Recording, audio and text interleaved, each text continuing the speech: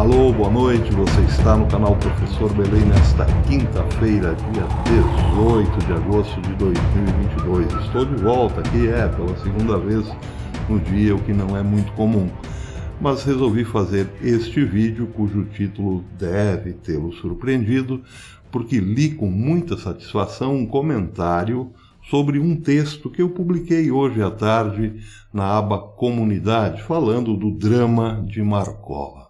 Pois é, eu li com satisfação o comentário do Paulo Moreira, um leitor muito atento e provavelmente um conhecedor de Guizot. Ele disse: em escalas e situações diferentes, somos todos Marcola, no que eu concordo perfeitamente. Claro, eu não posso me comparar ao Marcola, porque não tenho, digamos assim, a aptidão ao crime, mas em escala e situação diferente vivemos essa tensão entre a lei que ressoa em nós, independentemente de qualquer construção humana, porque é a lei de Deus, e enfim os nossos interesses diante do poder.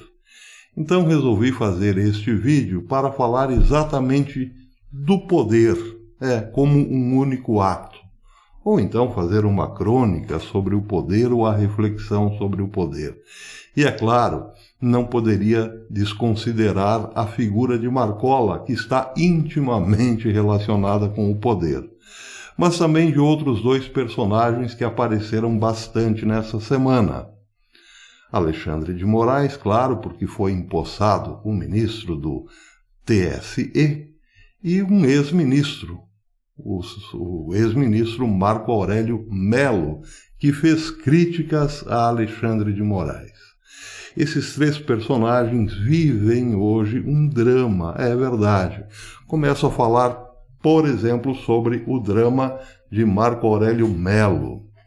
Ele disse, depois da posse de Alexandre de Moraes, o seguinte, abre aspas: é costume o anfitrião receber com tapete vermelho os convidados, especialmente o dirigente maior do país, refere-se ao Bolsonaro. O discurso do empossado foi agressivo, em nada contribuindo para o almejado entendimento, fecha aspas. Em outra citação, Marco Aurélio diz: perderam as duas instituições, o Tribunal Superior Eleitoral e a Presidência da República. Perdeu esta sofrida República, perdeu o Brasil. Que tristeza! E fui, com muita dor, testemunha do nefasto acontecimento. Bem, qual é o drama de Marco Aurélio Melo aqui? Por valor de face, é esta falta de educação, elegância, até mesmo podemos dizer no limite de decoro de um ministro de um Supremo Tribunal em que Marco Aurélio foi decano. Mas esse é apenas o valor aparente, o drama aparente. No fundo de tudo isso que Marco Aurélio expressou está não só a falta de educação, mas também a impossibilidade dele próprio, Marco Aurélio, estar lá como um contraponto. O problema é o seguinte: de todas as atividades quase que políticas de juízes do Supremo hoje, de alguns, a que menos nos afeta é a falta de educação. Aliás, nesse sentido, ou com esse propósito, Alexandre de Moraes é muito coerente. Ele não é doce, nem usa palavras rebuscadas para se fazer entender. Ele é bastante objetivo e sua rispidez condiz também com suas ações. Então o drama de Marco Aurélio Melo, se é que se pode chamar de um drama, não é exatamente a politização ou a atividade política, possível atividade política de um juiz do Supremo, mas a forma como ela é exercida.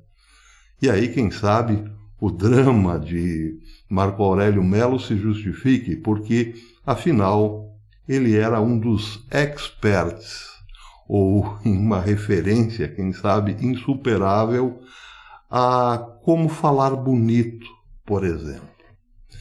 Então, nesse caso, poderia se perguntar a Marco Aurélio Melo que, se de forma educada Alexandre de Moraes fizesse o que tem feito, isso lhe causaria algum espanto? Bem, seja como for, nós não receberemos essa resposta. Mas o fato é que Marco Aurélio Melo hoje está de pijama e não tem mais o poder de contra-argumentar do modo rebuscado que o cargo exige. Bem, em relação ao poder, também podemos dizer que Alexandre de Moraes vive um drama. Ele, empossado agora como o chefe, por assim dizer, do Tribunal Superior Eleitoral, tem como sombra, claro, a presença dos militares, que gozam de um prestígio imenso junto à população brasileira. Isso pode ser um drama, porque Alexandre de Moraes tem exercido a sua função no limite, ou seja, ele tem, sim, fustigado o presidente da República, o chefe de outro poder, e tem, eventualmente, condenado e atuado também como vítima, em alguns casos, como advogado e depois como o juiz. Em casos bastante notórios, todos nós já estamos para lá de conhecedores, como, por exemplo, foi o caso do deputado Daniel Silveira, todo mundo está sabendo. Bem, isso é um teste para saber exatamente onde encontra-se o seu limite. E Alexandre de Moraes, independente do drama que vive, parece ainda não sabe bem até onde vai o seu limite. Então continua avançando. Mas com um pouco de preocupação, é claro, porque se Bolsonaro vencer, o seu limite certamente será ou reduzido ou atrapalhado. Explico. Bolsonaro poderá indicar mais 2 juízes para o Supremo. E assim é possível que Alexandre de Moraes tenha que enfrentar 4 juízes futuramente pedindo vistas aos processos. O que, convenhamos, é bastante chato para quem está demonstrando capacidade para liderar o judiciário sozinho. É um drama, não é mesmo? Agora, o mais interessante e talvez o mais humano de todos esses dramas compete a Marcola, porque o seu drama também é em relação ao poder. Marcola está preso e provavelmente não sairá mais da prisão. Ele é considerado, quem sabe, o pior bandido da nação. Mas, vivesse Marcola em outro tempo, em outras circunstâncias, poderia ser considerado até mesmo um herói. Como, por exemplo, um herói bretão lutando ou defendendo-se do Império Romano. Ou então, qualquer outro bárbaro germânico que tornou-se rei pela força e porque angariava a confiança de outros guerreiros. Aliás, o autor que eu usei quando me referi a Marcola, François Guizot, fala que neste livro, neste memorável A História das Origens do Governo Representativo na Europa, ele sugere que a origem de alguns reinados ou de alguns reis encontra-se exatamente entre os bárbaros germânicos. E tudo começa de maneira muito simples. Um bárbaro, guerreiro destemido, com muita confiança em si mesmo, e muita estratégia e sabedoria e conhecimento sobre guerra, acaba convencendo outros por saber onde atacar, quando atacar, quem atacar e o que lucrar com o ataque. Pois é, os reis começam assim, sabem onde pilhar, quem pilhar e com quem podem contar. São guerreiros destemidos que acabam, claro, atraindo a simpatia e a confiança de outros guerreiros. e uma vez que chegam aos seus objetivos, são sagrados reis. Marcola soube usar esse mesmo poder para tornar-se, de algum modo, rei. O problema é que Marcola não é o rei da nossa civilização. Ele é o rei de uma anticivilização. O seu reinado é contra as regras, as normas e as leis estabelecidas na nossa civilização. Então o drama de Marcola é que ele tem poder sim. Aliás, dos três é o que mais tem poder, porque Marcola tem o poder de matar. Basta que ele pegue um celular e diga o nome que ele quer ver eliminado. Isso é poder, como já dizia o professor Olavo. Mas o seu drama é que ele vive em dois mundos. Ele exerce, sim, um poder despótico ou um poder quase que germânico, bárbaro, no mundo anticivilizacional. Por outro lado, ele também vive no mundo da civilização e é neste mundo que ele aconselha o seu filho.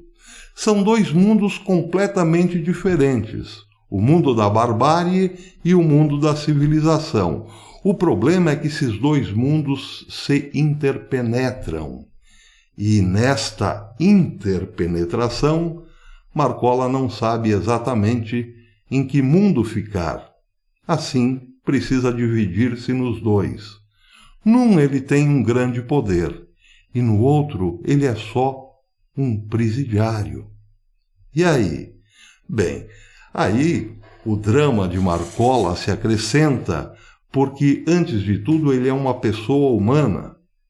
E toda pessoa humana está, querendo ou não, diante da lei.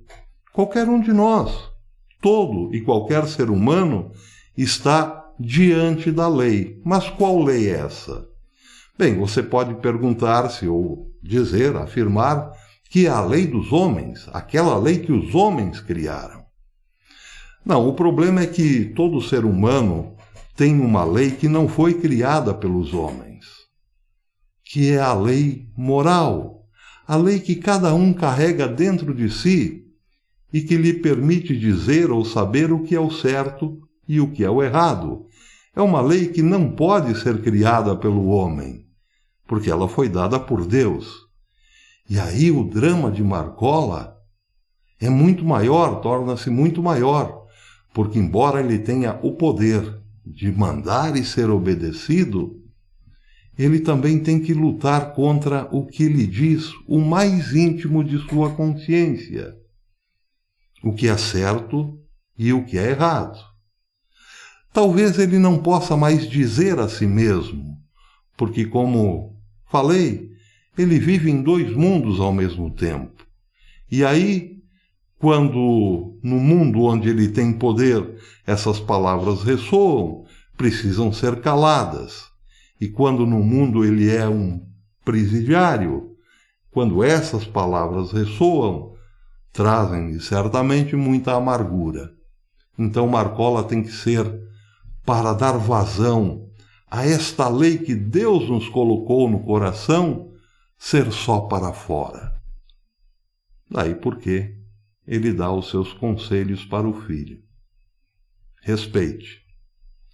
Mantenha-se na linha, porque afinal eu, como seu pai, já sei o quanto dói perverter a lei de Deus.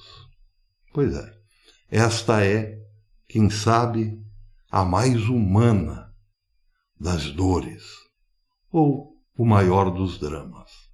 É sim uma tragédia humana. Não falo isso para que se discuta aqui o conceito do trágico ou da tragédia, não. É só uma linguagem poética, que, acredito, reflete muito bem o que todos nós sentimos, a tensão que é de todos nós. Claro, guardadas as devidas proporções, ou, como diz o nosso amigo Paulo Moreira, guardadas ou respeitadas as escalas e situações diferentes. Seja como for, nesse caso, somos muito mais Marcolas do que Marco Aurélio ou Xandão, não é mesmo? Até depois.